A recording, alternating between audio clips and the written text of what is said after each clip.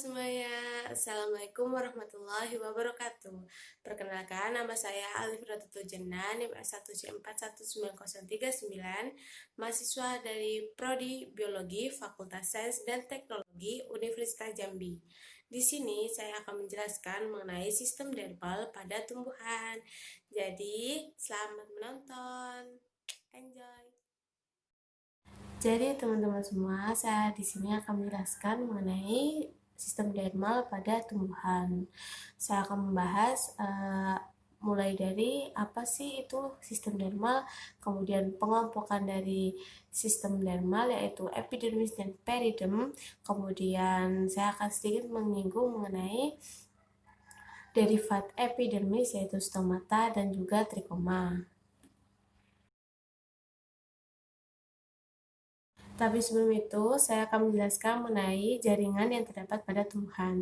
Jadi, jaringan yang terdapat pada tumbuhan itu dibedakan menjadi 3, yaitu jaringan dasar, jaringan vaskuler atau jaringan pengangkut.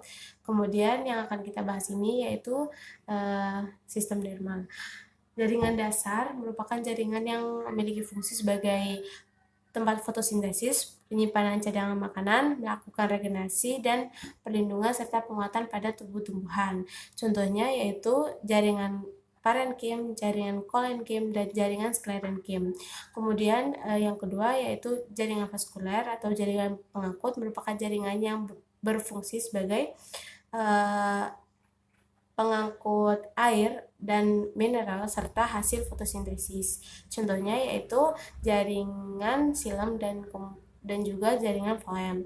Dan yang akan kita bahas kali ini yaitu jaringan sistem dermal merupakan jaringan sebagai yang memiliki fungsi sebagai pelindung dan juga untuk mencegah kehilangan air. Contohnya itu epidermis dan juga periderm. Jadi sistem dermal ini terletak pada luar tubuh tumbuhan. Dan sistem dermal ini dibedakan menjadi 2 yaitu epidermis dan juga periderm. Epidermis itu lapisan sel terluar pada daun bunga, buah, biji, serta batang dan akar sebelum mengalami penebalan sekunder. Penebalan sekunder di sini bisa dikatakan yaitu sebelum tumbuhan itu mengalami tumbuh menjadi dewasa. Epidermis ini memiliki fungsi sebagai pelindung primer atau yang pertama, membatasi transpirasi dan pertukaran udara.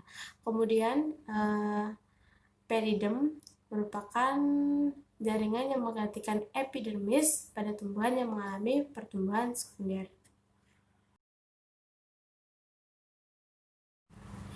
Kemudian saya akan menjelaskan mengenai derivat epidermis. Jadi derivat epidermis merupakan jaringan epidermis yang telah berubah fungsi serta bentuknya, yaitu contohnya yaitu pada stomata dan trikoma.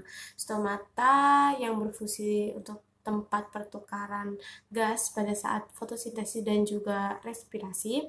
Kemudian trikoma yang merupakan bagian epidermis yang termodifikasi dengan mempunyai bentuk menonjol di antara sel-sel epidermis lainnya. Stomata adalah merupakan celah dalam epidermis yang dibatasi oleh 2 sel epidermis yang khusus, yaitu sel penutup yang memiliki fungsi untuk mengatur pelebaran dan penyempitan celah.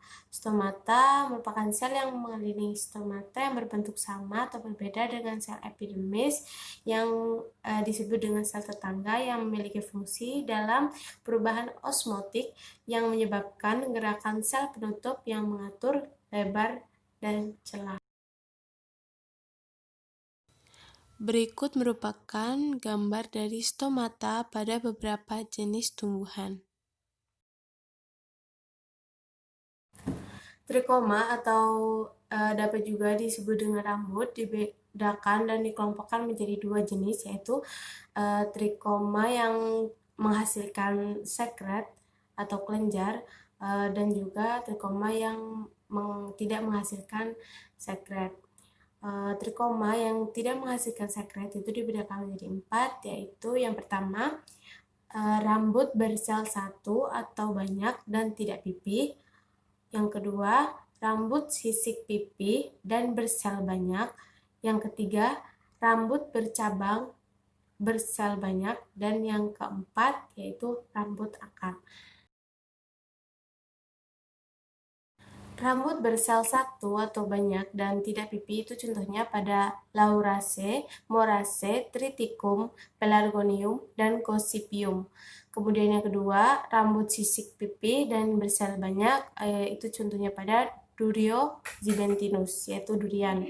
Kemudian yang ketiga, rambut bercabang dan bersel banyak itu contohnya pada Hibiscus varu dan Verbascum. Rambut akar merupakan pemanjangan sel epidermis yang tegak lurus ke permukaan akar. Kemudian untuk trikoma sekresi atau yang menghasilkan sekret atau kelenjar itu bersel 1, banyak atau berupa sisik. Contohnya itu pada Nicotiana tabacum, itu memiliki sel yang banyak. Kemudian Nepenthes, kelenjar cerna, urtika, rambut gatal, karnas, senyawa histamin dan asetikolin.